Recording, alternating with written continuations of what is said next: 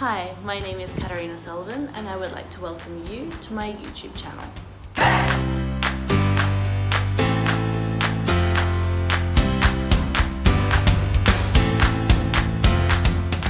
Today I want to talk about the benefits of having a mentor.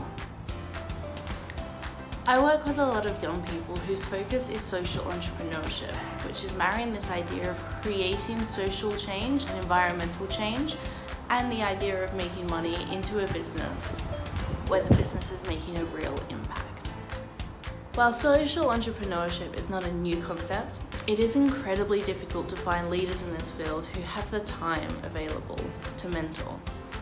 However, if you want to be working in social and environmental change, it is incredibly important to find a mentor in that space. Now, there are a number of reasons to find a mentor, and I could go on for hours about them, but I want to really highlight some of the key points. When I found my first official mentor in 2015, I wasn't the kind of person that would self-reflect. I was very action-orientated and go, go, go. Not a lot has changed. However, having a mentor did give me that time to self-reflect and to work out where my priorities were, where my strengths were, where my weaknesses were, and create a plan to actually address some of those weaknesses. So if you're a bit like me and very action focused and just want to get out there and get things done, a mentor is really important, not necessarily to slow you down or hold you back, but to just give you time to pause and reflect and work out where your next steps should be, as opposed to just jumping, taking the next step and knowing that your feet will find the ground eventually. Mentors are also really beneficial if you're second guessing a decision that you're about to make. So I always call my mentor if I'm not 100% sure if I should do something, or if there's a way that I could do it a little bit differently, and get his opinion and his advice so I can then make my own decision. And it's not necessarily about needing to take your mentor's word for gospel, it's just about that different perspective, which you can then go and make your own decision from afterwards.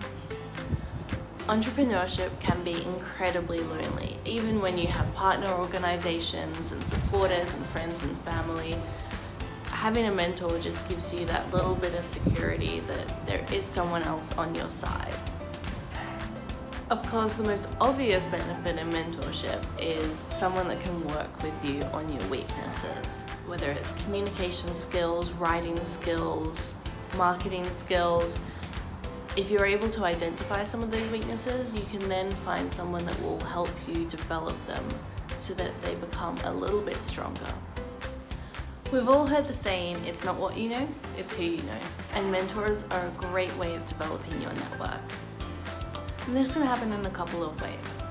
The first way is that your mentor might recommend someone for you to reach out to, and the best way to contact them. They might even say, drop my name in there, or they might say you need to set up a meeting, a phone call, an email, this is a contact address, this is a contact phone number, and actually give you the power to make the connection. Otherwise, a mentor might actually do the introduction for you, whether it be at an event or over an email or over a coffee, and actually put you in that person's reach. Just a side note with this, it is always important to pay the utmost respect to the person that your mentor has introduced you to, because it then becomes their reputation on the line as well. While I believe mentors are important for everyone in every industry, I just want to make a special note about social entrepreneurship. Social entrepreneurship is probably one of the most confusing and confronting spaces for a young person, or any person for that fact, to work in. It makes you really question your values, your passions, and your beliefs. And because social entrepreneurship comes from a place that's governed so much by your heart, it can be really difficult to navigate the area. A lot of social entrepreneurs can take their projects really personally based on this fact, because an attack on their project seems like an attack on their beliefs and values. And it's really important to separate these two, but still not lose your passion for your project. A mentor can be really beneficial in helping you navigate this area and understanding that just because someone doesn't believe in your project doesn't necessarily mean that they don't believe in you. It's also really important as a young person for a mentor to be able to sit there with you and reevaluate your beliefs from time to time, because they do change.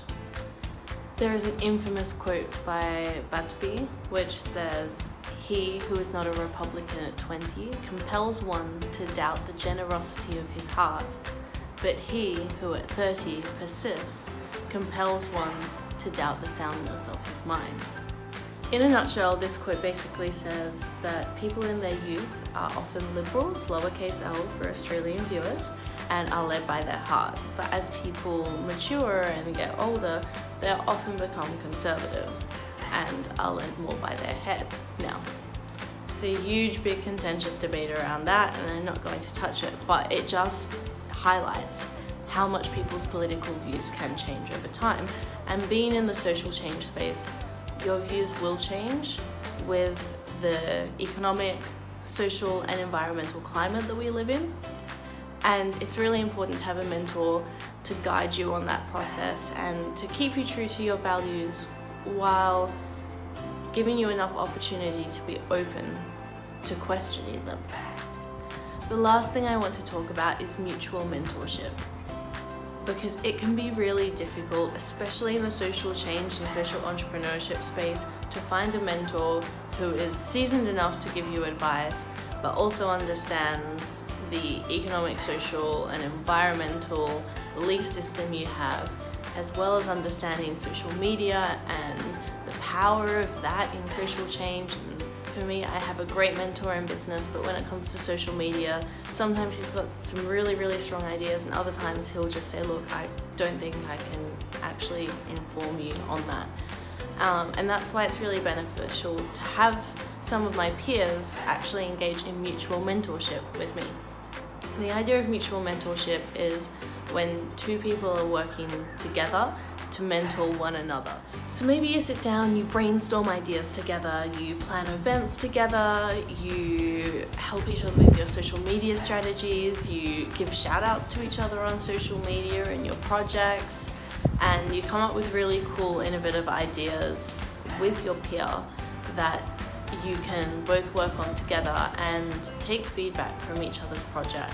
I really believe in mutual mentorship for a number of reasons. Firstly, working with someone on their project often gives me the motivation and inspiration I need to get working on my projects. Some days I wake up and I'm totally not in the mood, but just by sending someone a message and asking how they're going with their work, it inspires me to engage in some of my work.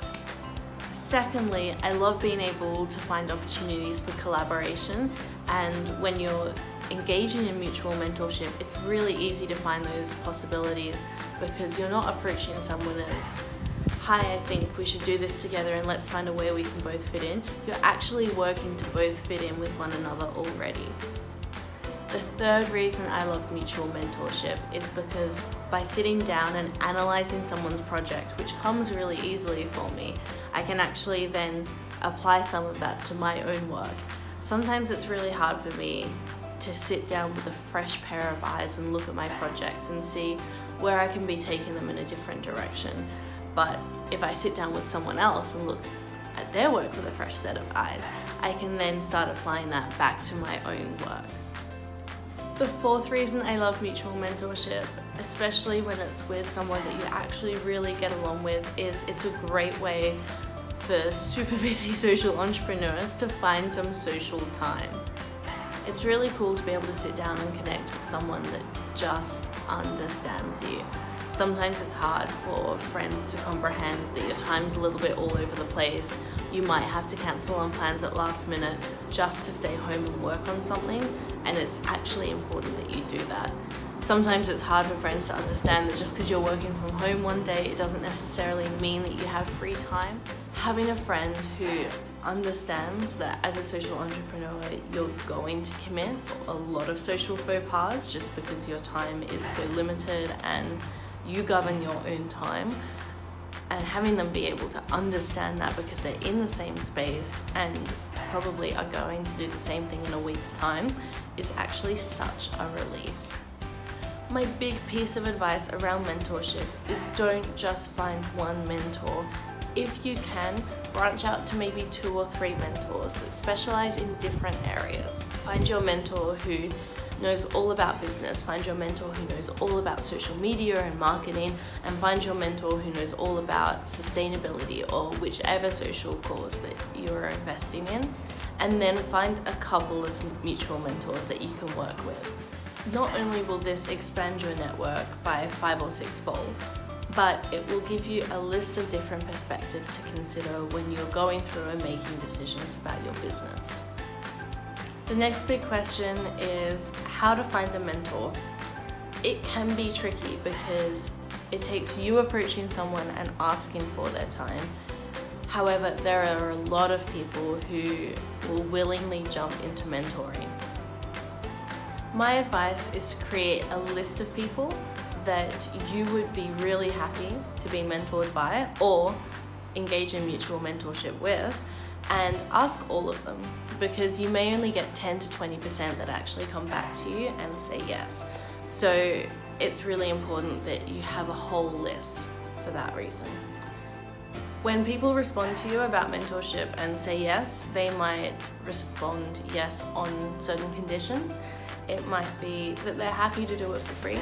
It might be that they do want a small fee. It might be that they want equity in your business, so that way if you succeed, then they succeed as well. It might be that they want you to prioritize them for any major speaking engagements or any major events. It may be that they want to sponsor you and your business, and from that they get promotional space within your organization. There are a number of different terms and conditions for mentoring, and it's honestly your judgment call as to who you go with and on what terms. There is nothing wrong with saying no to someone if you don't feel comfortable about their terms. My last piece of advice is just remember how you come across when you're dealing with your mentor. When I first started out with my first official mentor, I came across as really defensive, which I actually wasn't being, or intending to be, I should say. There were often times where my mentor would say something and it was different to what I believed or I thought, and I wasn't disagreeing. I was questioning so I could fully understand and wrap my head around what he was saying. It was never a thing of you're wrong, so I'm going to throw this question at you and prove you're wrong. It was more, this is what I believe and I'm confused because you're telling me that what I believe is wrong. So I need to question to understand better why I'm wrong, as opposed to just take your word for gospel. I didn't always communicate that properly and could be seen as defensive. And it took time for me to sit down and actually explain to my mentor, no, I'm not saying that you're wrong, I'm just trying to understand so I'm not just walking and saying, oh yeah, this is the way because my mentor said so. Because that's not going to help me in 5 or 10 years' time. And once we had that discussion, we were all good. But it's really important to make sure you're not coming across as defensive. There's a number of ways you can do this by starting sentences. I understand and hear you, and I'd love to be able to understand more. Can you please explain? If you start with that little bit of hearing and understanding, it makes such a difference and you don't come across as so defensive. Because understanding the why is so important and you don't want to miss out on those times in the mentoring. So feel free to question, just really be aware of how you come across. Once you develop that supportive and understanding relationship with your mentor that's focused around fostering growth and development, it can be one of the most rewarding experiences. So I really suggest that you go out and you find a few really good mentors for your organization and your business and your project, and for you as a person, for your own growth and development. If you are currently looking for a mentor, or you are being mentored, or you are a mentor and you have any feedback, questions, comments, advice, please feel free to comment it below. Like the video, share the video, please follow me on social media, and I will see all of you next month.